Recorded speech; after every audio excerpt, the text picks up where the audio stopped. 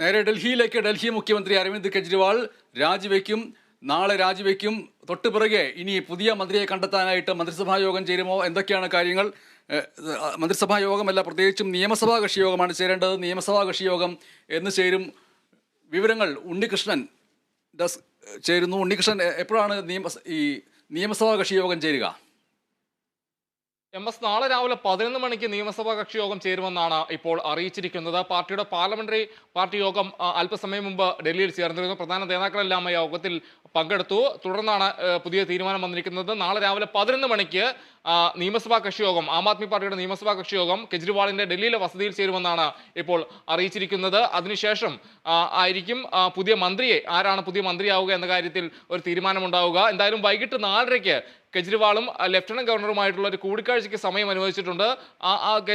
Lieutenant governor കണ്ട ശേഷമാകും രാജി നൽകുക. തുടർന്ന് MLA-മാരുടെ പിന്തുണക്കത്തും നൽകാനുള്ള സാധ്യതയുണ്ട്. പുതിയ മന്ത്രി ആരെന്നുള്ള കാര്യത്തിലുള്ള അറിയിപ്പ് ആ സമയത്ത് ഉണ്ടാകുമെന്നാണ് പ്രതീക്ഷിക്കുന്നത്. ഇന്ന് രാവിലെയാണ് ഔദ്യോഗികമായ ഒരു സ്ഥിരീകരണം കെജ്രിവാളിന്റെ രാജിയുമായി ബന്ധപ്പെട്ട് പാർട്ടിയുടെ ഭാഗത്തു നിന്നുണ്ടായത്. സൗരഭ് ഭരദ്വാജാണ് മന്ത്രിയായിരുന്ന സൗരഭ് ഭരദ്വാജാണ് ഇതുമായി ബന്ധപ്പെട്ട് രാവിലെ ഒരു പത്രസമ്മേളനം വിളിച്ച് ഇക്കാര്യത്തിൽ ഒരു സ്ഥിരീകരണം നടത്തിയത്. കെജ്രിവാൾ രാജിവെക്കുന്നു, പുതിയ മന്ത്രിയെ ഒരാഴ്ചക്കുള്ളിൽ തീരുമാനിക്കും, പുതിയ മുഖ്യമന്ത്രിയെ ഒരാഴ്ചക്കുള്ളിൽ തീരുമാനിക്കുമെന്നാണ് ആം ആദ്മി പാർട്ടി അറിയിച്ചത്.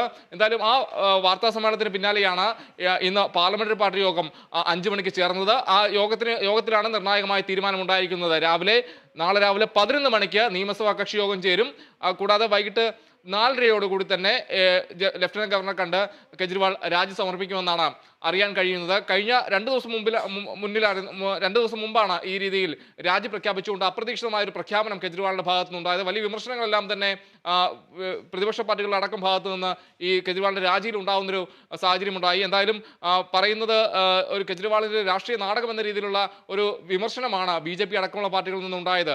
ഈ ജയിലിൽ കിടന്ന സമയത്ത് പോലും രാജി പ്രഖ്യാപിച്ചില്ല എന്ന വിമർശനങ്ങളെല്ലാം തന്നെ ഉണ്ടായി. അതിനുശേഷം ജയിലിൽ നിന്ന് പുറത്തിറങ്ങിയ ശേഷമാണ് രാജി പ്രഖ്യാപിക്കുന്നത്. കൂടാതെ ആ പ്രഖ്യാപനത്തിന് ശേഷമാണ് ഇപ്പോൾ ഇനി നിയമസഭാ കക്ഷി യോഗം നാളെ ചേരാൻ പോകുന്നത്. പുതിയ മുഖ്യമന്ത്രി ആരാണ് എന്നതടക്കമുള്ള കാര്യങ്ങൾ നാളെ അറിയാം. അങ്ങനെ സംഭവിക്കട്ടെ. നമ്മൾ കേരളത്തിലേക്ക് തിരികെ വരുന്നു. കേരളത്തിൽ